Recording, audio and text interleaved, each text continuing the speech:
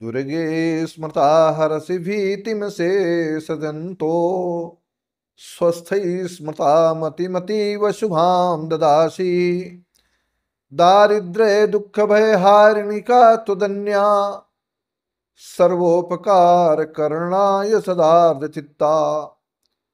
मैं हूं आचार्य रमाकांत मिश्र। अपने इस YouTube चैनल पर सभी दर्शकों का एक बार पुनः हार्दिक स्वागत करता हूं। नरेंद्र दामोदर दास मोदी भारत के यशस्वी प्रधानमंत्री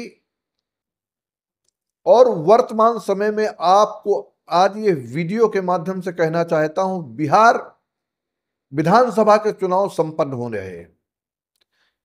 मोदी जी जब भी कभी चुनाव होता है तो बड़ी लगन बड़ी निष्ठा के साथ में अपनी पार्टी को जिताने के लिए भरसक प्रयास करते हैं और वह प्रयास इतना सफल होता है कि पीछे के परिणामों के बारे में आप सब देख चुके हैं।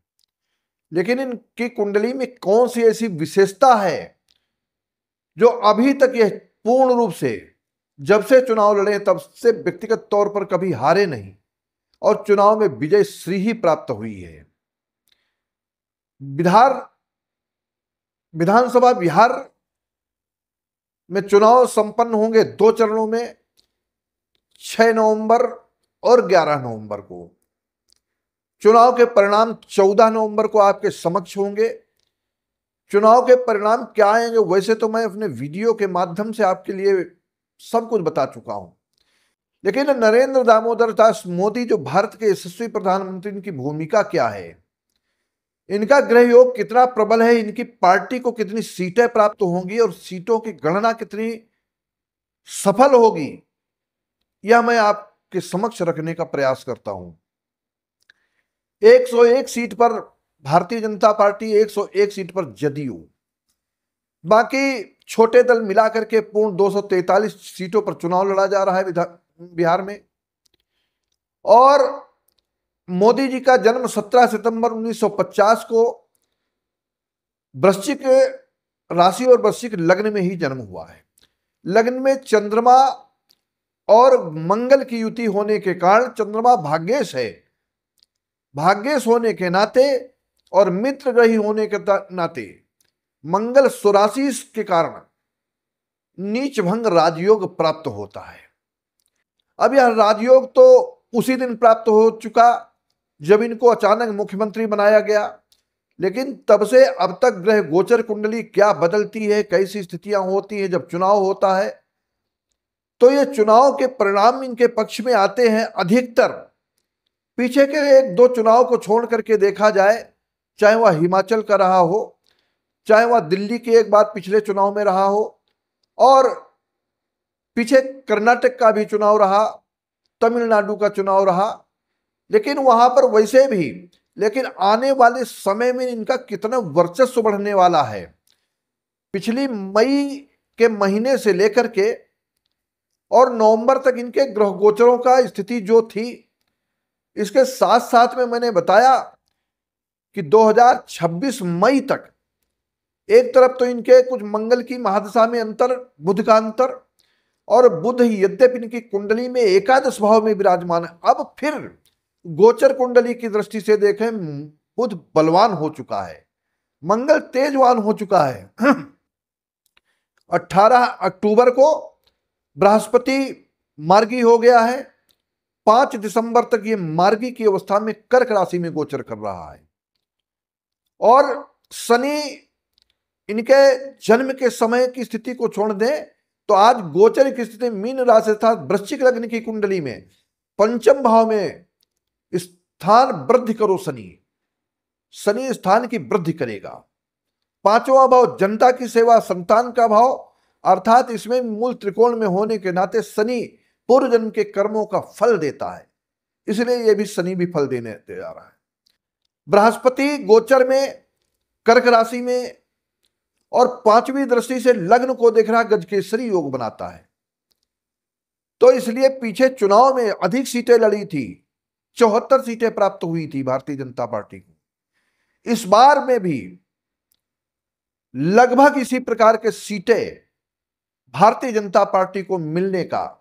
अब उसमें अगर गणना एक एक अक्षरशः देखें तो 73 सीटें में प्लस माइनस 5 के आसपास सीटें भारतीय जनता पार्टी को निजी तौर पर, और निजी तौर के माने इसी प्रकार से भारतीय जनता पार्टी को नुकसान होने वाला अधिक नुकसान नहीं होता दिखाई देता है। आगे प्रबलता के आधार पर जदयू और इनका पूर्ण जो समझौता एनडीए का है, इस समझौते की दृष्टि से मैंने 145 प्लस माइनस 7 कहा है पीछे अपने वीडियो में। मोदी जी की कुंडली की दृष्टि से जब से इन्होंने, मोदी जी ने पदार्पण किया है समस्तीपुर विधानसभा चुनाव के प्रचार के लिए, और इतनी कई रैलियां अब ये 11 नवंबर के पहले अर्थात 9 नवंबर के पूर्व तक होने वाली है। आपको एक ऐसा बिहार के अंदर दिखाई पड़ेगा कि भगवामय होता हुआ दिखाई देता है। और जो महागठबंधन है वो बहुत पीछे जाने वाला है। अभी 1 महीने पहले तक ग्रहों की गणना से, यद्यपि जो विरोध पक्ष के लोग हैं, चाहे वह कांग्रेस की स्थिति हो, चाहे वामपंथियों की हो, चाहे किसी की भी हो, चाहे वो तेजस्वी यादव हो, इनकी कुंडली का इतना बड़ा विवेचन नहीं दिखाई देता जिससे इनको सत्ता का सुख प्राप्त हो सके स्वतः के आधार पर। अर्थात जनता दल अपने दम से सरकार बनाते हुए नहीं दिखाई देता है, और भारत के यशस्वी प्रधानमंत्री नरेंद्र मोदी का इतना प्रबल योग है। फिर एक बार मंगल की महादशा में बुध का अंतर चल रहा है, और बुध अष्टमेश का फल इधर अक्टूबर के पहले तक इसने दिया है।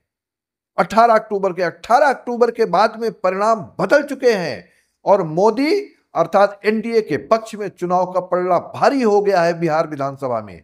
और मोदी जी अपने तेजवान और अपनी ओजस्वी भाषण के द्वारा, अपनी कूटनीति के द्वारा, जो चलित इनकी नीति है उसके द्वारा विरोधियों को पीछे करने में सक्षम हैं, और ये सक्षम होते हुए ज्योतिष गणना के आधार पर भी दिखाई देते हैं।